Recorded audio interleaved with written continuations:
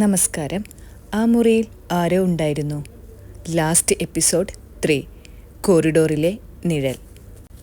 ഇത് കഥയുടെ അവസാന ഭാഗമാണ്. ഇതിൽ നിങ്ങൾക്ക് കാണാം ക്ലൈമാക്സ്, സസ്പെൻസ്.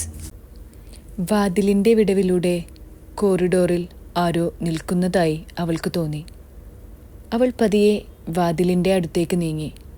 അതെ, അവിടെ ആരോ ഉണ്ട്.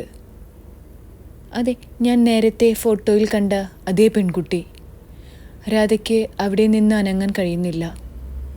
ആ പെൺകുട്ടി തൻ്റെ അടുത്തേക്ക് വരികയാണ്.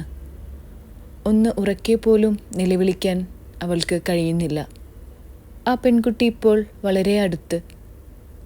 അവളുടെ മുഖം വ്യക്തമായി. കണ്ണുകൾ ശൂന്യം. പക്ഷേ കോപമില്ല, വേദന പോലെ.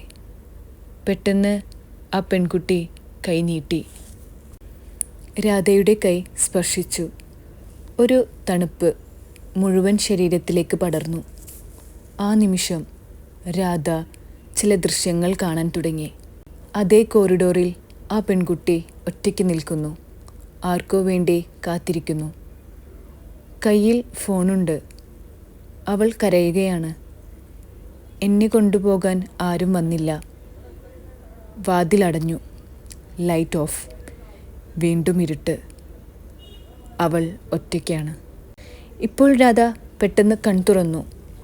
ആ പെൺകുട്ടി ഇപ്പോഴും അവളുടെ മുമ്പിൽ. പക്ഷേ ഇത്തവണ അവൾ പതുക്കെ പിന്നോട്ട് നീങ്ങി. ഒരു നിമിഷം രാധയെ നോക്കി. അപ്രത്യക്ഷമായി കോറിഡോറിൽ വീണ്ടും ശൂന്യം. പെട്ടെന്ന് രാധ ഞെട്ടി എഴുന്നേറ്റു. അവൾ തൻ്റെ ബെഡിൽ, മുറിക്കുള്ളിൽ, വിയർപ്പിൽ മുങ്ങി, ശ്വാസം വേഗത്തിൽ. ഇത് സ്വപ്നമായിരുന്നോ?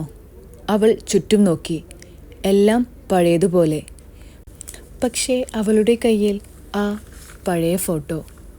അടുത്ത ദിവസം രാവിലെ രാധ പെട്ടെന്ന് സാധനങ്ങൾ പാക്ക് ചെയ്ത് ഒരു നിമിഷം പോലും അവിടെ നിന്നില്ല. അവൾ അപ്പാർട്ട്മെൻറ്റ് വിട്ടുപോയി. Last scene.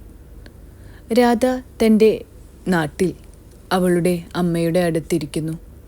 ശാന്തം. അവളുടെ ചുണ്ടിൽ ഒരു ചെറുപുഞ്ചിരി. ഇപ്പോൾ അവൾ സേഫാണ്. അവൾ ഫോൺ തുറന്നു. ഗാലറി തുറന്നു. പക്ഷേ ഒരു പുതിയ ഫോട്ടോ. അതിൽ രാധ ഉറങ്ങുകയാണ്. പിന്നിൽ അതെ, ആ പഴയ പെൺകുട്ടി നിൽക്കുന്നു. അവൾ ഇപ്പോഴും വിട്ടിട്ടില്ല. ചുരുളഴിയാത്ത ഒരുപാട് സത്യങ്ങളുമായി ഈ കഥ ഇവിടെ അവസാനിക്കുന്നു. ഇതുപോലുള്ള കഥകൾക്കായി ചാനൽ സബ്സ്ക്രൈബ് ചെയ്ത് സപ്പോർട്ട് ചെയ്യാൻ മറക്കരുത്. നന്ദി, നമസ്കാരം.